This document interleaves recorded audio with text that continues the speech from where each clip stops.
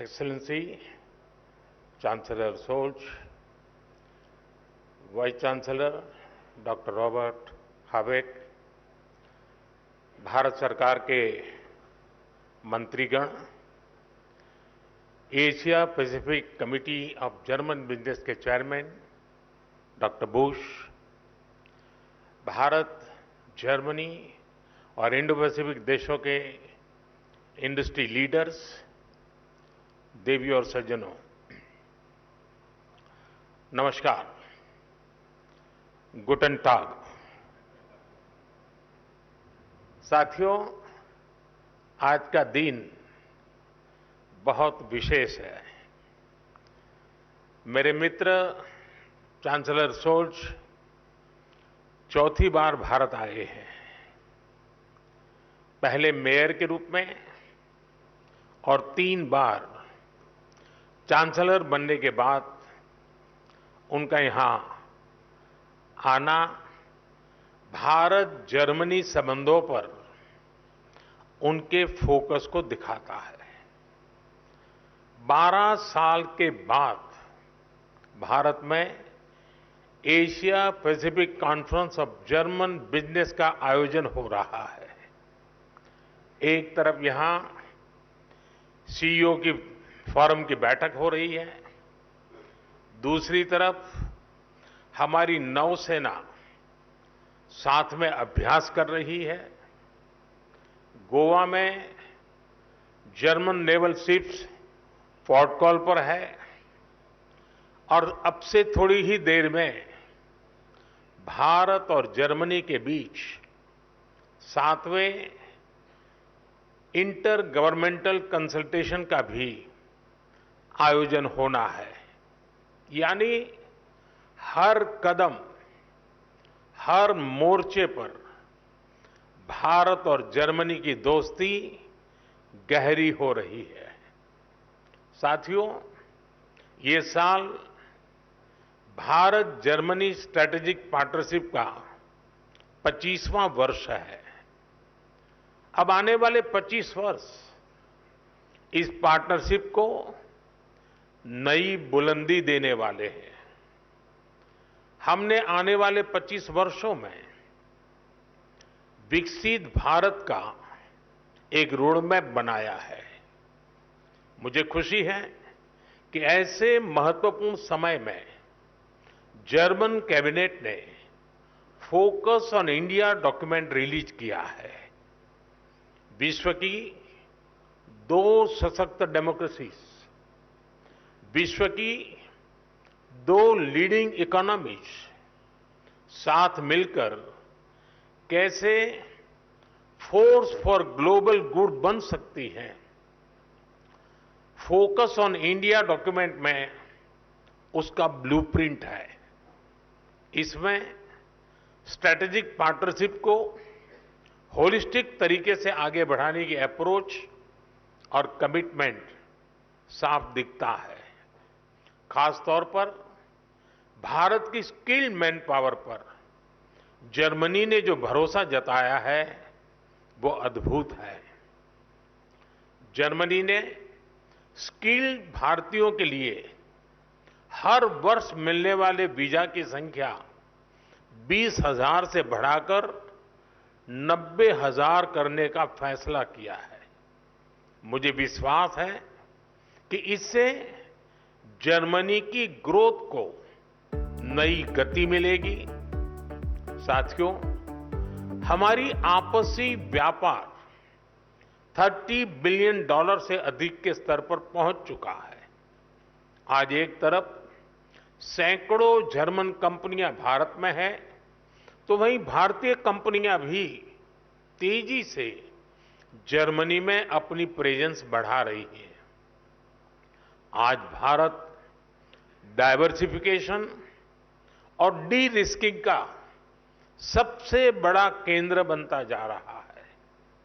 Bharat global trade और manufacturing का भी हब बन रहा है। ऐसे में आपके लिए make in India, make for the world का ये सबसे उपयुक्त समय है। साथियों, ईयू और एशिया पैसिफिक क्षेत्र के बीच संबंध मजबूत करने में एशिया पैसिफिक कॉन्फ्रेंस का महत्वपूर्ण रोल रहा है। लेकिन मैं इस मंच को सिर्फ ट्रेड और इन्वेस्टमेंट के सीमित दायरे में ही नहीं देखता हूं। मैं इसे इंडो पैसिफिक क्षेत्र और विश्व के बेहतर भविष्य की साझेदारी के रूप में देखता हूं। दुनिया को स्टेबिलिटी और सस्टेनेबिलिटी की जरूरत है, ट्रस्ट और ट्रांसपेरेंसी की जरूरत है। चाहे सोसाइटी हो या फिर सप्लाई चेन, हर मोर्चे पर इन वैल्यूज को बल देने की जरूरत है।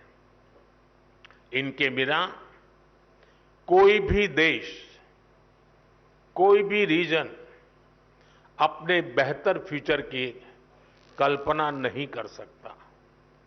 इंडो पैसिफिक रीजन तो दुनिया के फ्यूचर के लिए बहुत जरूरी है।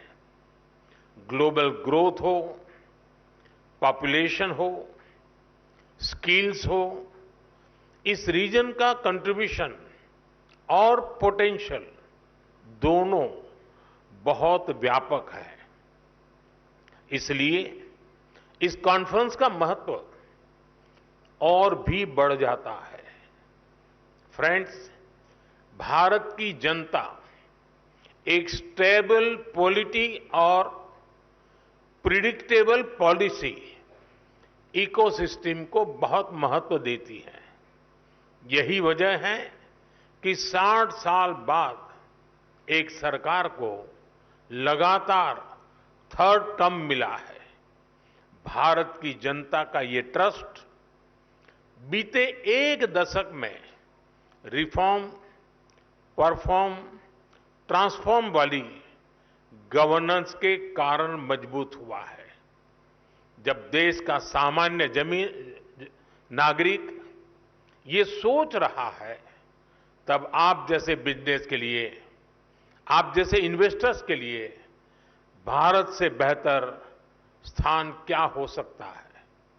साथियों, आज भारत डेमोक्रेसी, डेमोग्राफी, डिमांड और डेटा, इसके 4 मजबूत पिलर्स पर खड़ा है।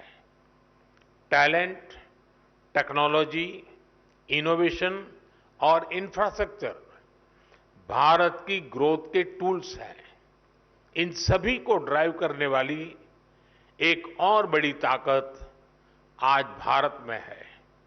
ये ताकत है एस्पिरेशनल इंडिया, यानी एआई, आर्टिफिशियल इंटेलिजेंस और एआई एस्पिरेशनल इंडिया की डबल ताकत भारत के पास है।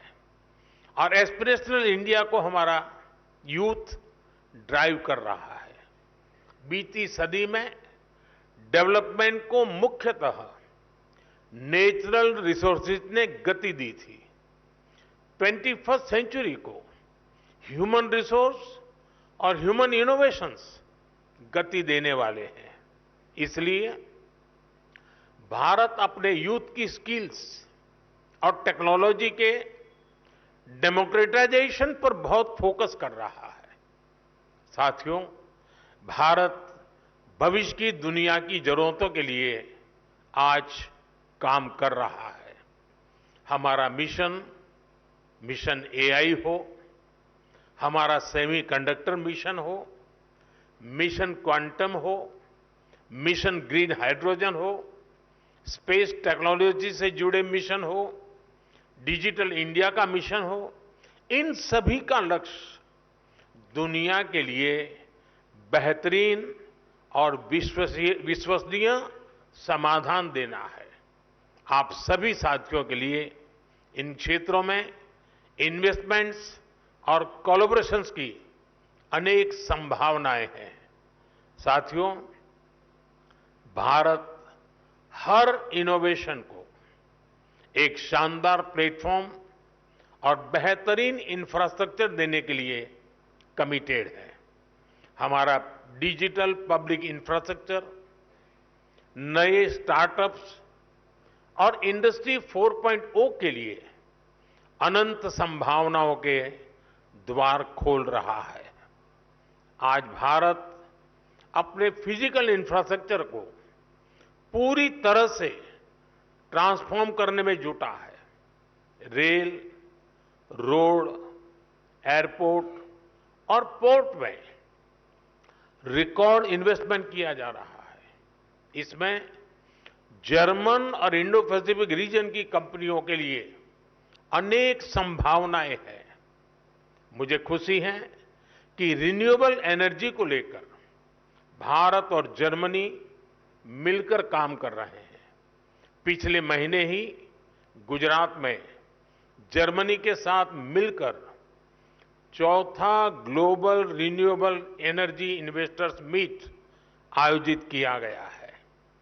ग्लोबल लेवल पर रिन्यूएबल एनर्जी में निवेश के लिए भारत जर्मनी प्लेटफॉर्म भी लॉन्च किया गया है।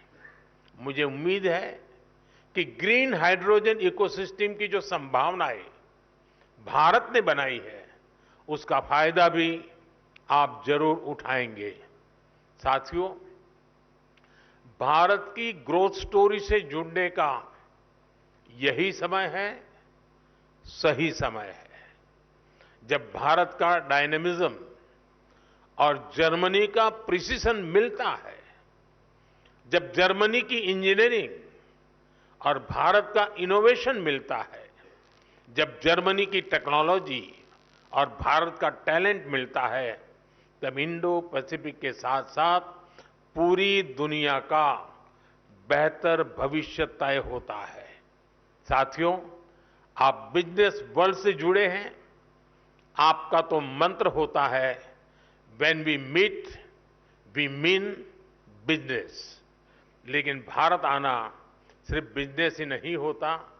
भारत के कल्चर, कुजीन और शॉपिंग को आपने समय नहीं दिया तो आप बहुत कुछ मिस करेंगे। मैं आपको विश्वास दिलाता हूं, you will be happy and back home your family will be happier.